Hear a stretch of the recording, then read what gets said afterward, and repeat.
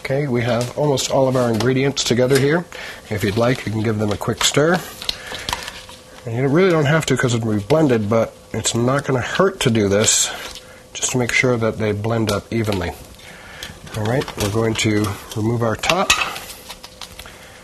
We're going to add our ingredients into the blender.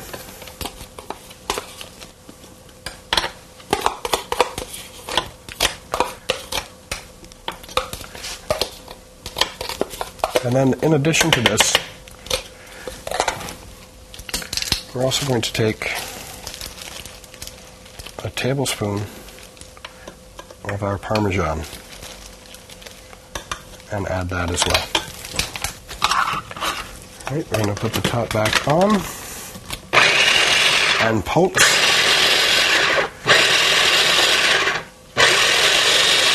So we're pulsing instead of doing a steady stream, because if we do that, the top will have a tendency to, the heavier pieces will rise to the top, and if we do this, then we're using gravity to force them back down in.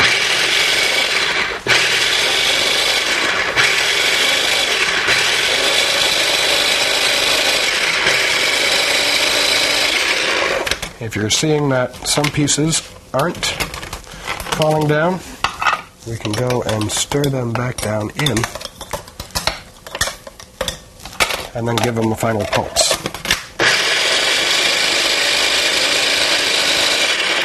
Alright, now when we're fully incorporated, we'll remove our blade, and we'll take our pesto, put it back into our container,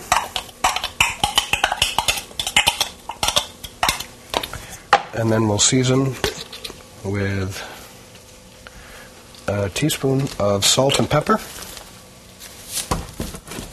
and we'll go ahead and mix that up.